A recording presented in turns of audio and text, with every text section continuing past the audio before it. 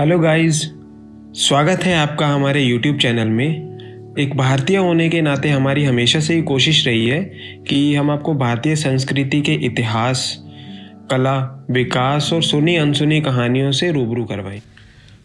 तो दोस्तों, आज के टॉपिक में हम लोग बात करेंगे कुंती पुत्र कर्ण के शक्तिशाली कवच और कुंडल के बारे में।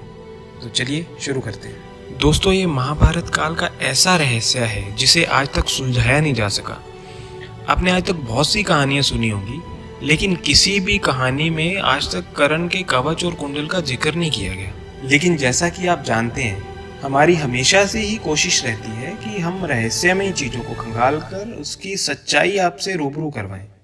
कर्ण, जो कि महाभारत का एक शक्तिशाली योद्धा था, उसके शरीर से कवच और कुंडल जुड़े थे, जिसके होते हुए कोई भी अस्त्र या शस्त्र कर्ण को मार नहीं सकता था।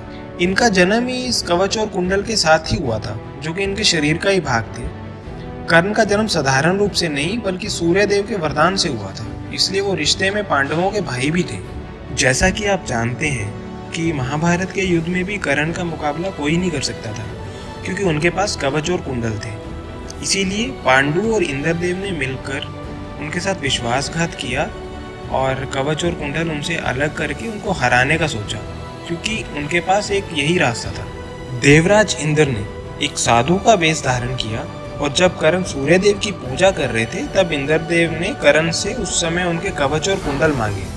कर्ण को इसके बारे में पहले से ही पता था, लेकिन वो इतने बड़े दानवीर थे कि उन्होंने ये सब जानते हुए भी कवच और कुंडल दान में दे दिए। इसी वजह से ही उनको हराया जा सका। इसके बाद कवच और कुंडल के बारे में नहीं बताया गया और यह एक रहस्य ही बन के रह गया। बताया जाता है कि देवराज इंद्र इस कवच और कुंडल को लेकर स्वर्गलोक गए थे, लेकिन छल से पाई गई चीज को स्वर्गलोक के अंदर नहीं ले जाया जा सका, तो धरती पर ही छुपा दिए गए। इसके बाद चंद्रदेव ने इसे चुराने की कोशिश करी, लेकिन समुद्र देव ने ऐसा होने से रोक दिया। तब से ये कवच और कुंडल उसी जगह पे मौजूद है। इस जगह को इस समय ओडिशा के कोणार्क में माना जाता है।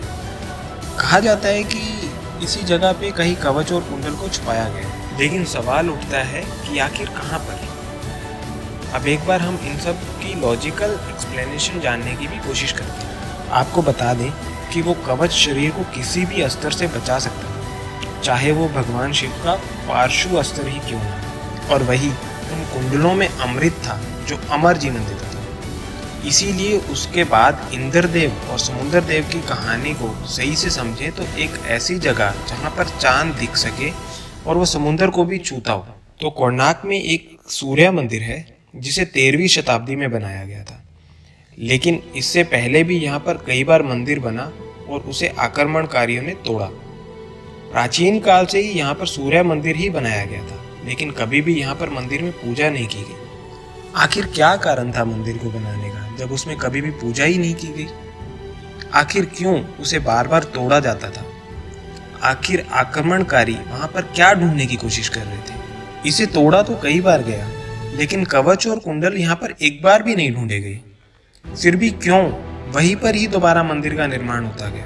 आखिर हम सूर्यदेव और चंद्रदेव की कहानी का सही अर्थ जाने तो वो जगह कोणार्क के आगे समुद्र तट पर स्थित हो सकती है, जहाँ पर चांद की रोशनी आती हो और समुद्र का पानी भी आता हो। अभी तक तो यह एक रहस्य ही है, लेकिन भविष्य में इस पर भी सोचा जाएगा। तो दोस्तों, कैसी लगी आपको ये आज की जानकारी? प्लीज़ हमें कमेंट सेक्शन में ज़रूर बताएं, और भी वीडियोस देखने के लिए प्लीज़ हमारे चैनल को सब्सक्राइब करें। Thank you.